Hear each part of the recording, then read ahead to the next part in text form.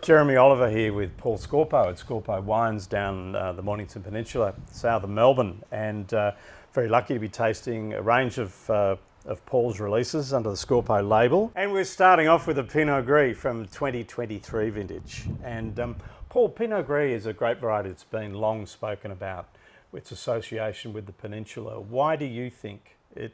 Why did you plant it, and why do you think it's special down here? Well,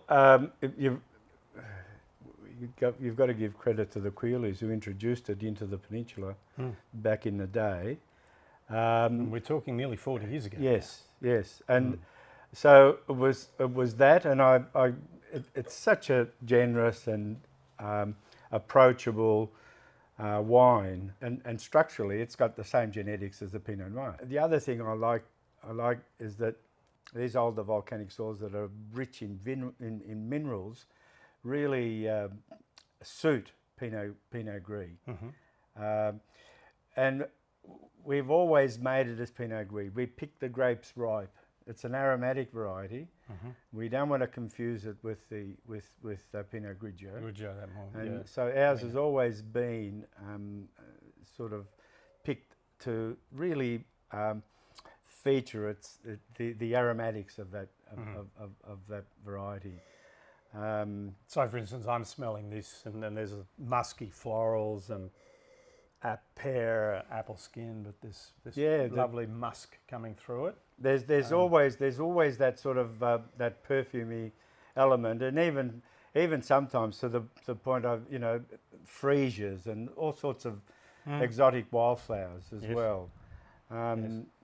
But it's really the way that we make it too. We were one of the people. I think we were the first to introduce the idea that we would retain these Mornington Peninsula vineyards produce acid that's incredibly. It's mouth-watering. It's refreshing. It's approachable, and we wanted to retain that natural acid in the wine. So basically, we whole bunch press it. It doesn't see any. It's all barrel fermented. It doesn't see any new oak. The barrels some of them are 10, 15 years old. So, and what we wanted to establish early in the piece was, from 2021, everything's always been wild yeast fermented, and that barrel fermentation and the wild yeast really pushes the savoury side of the wine without compromising the fruit, as you were saying.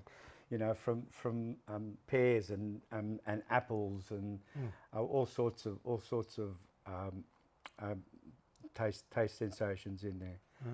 So what I'm finding when I'm tasting that is that the older wood, and the time you obviously spent time on lees, so if you're not familiar with that expression, it's the wine in barrel with the dead yeast in contact, which gives this creamy, nutty, nougat-y lovely flavour creaminess and to it, texture. yeah. And that wine has that creaminess all the way through, that beautiful fruit, and then that, as you said, that mouth-watering acidity. It's got that sort of saline umami finish. Well, we're only two and a half kilometres from the sea, so if you were here last week, there were fogs coming through.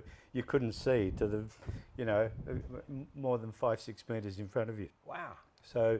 So you and that's a signature for a lot of the for all of our wines have got that in it, including the Pinsanto, the dessert wine. Absolutely, they do. They do. So, and the other thing that we do is then we retain that natural acid by not letting it go through that, the bacterial fermentation, the malolactic fermentation.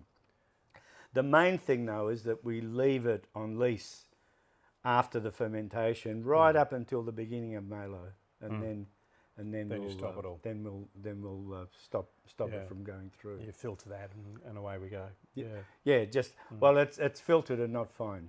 Just very lightly filtered and not fined. Just enough to take the bacteria out. Yeah. Well, and any protein that might be left.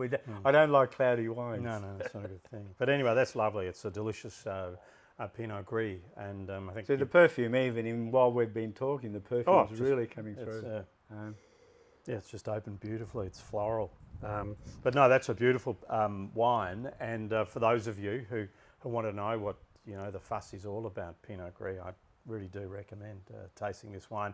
And just to close on it, Paul, that's a wine. It's a 2023, so it's a pup. Yeah. and it was hanging on the vines, 11, 12, 10 or 11 months ago.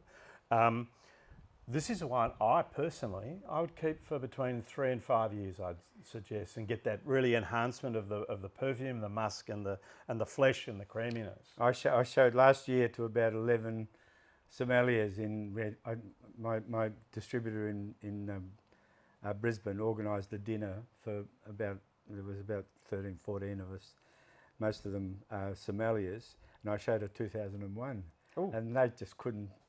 It just blew them away. I'm not surprised. So these are wines that will be better with age rather than be drinkable with age. Yeah, which is not what people expect, A, with white wine, and B, with Pinot Gris. So, Paul, thank you very much. That's lovely.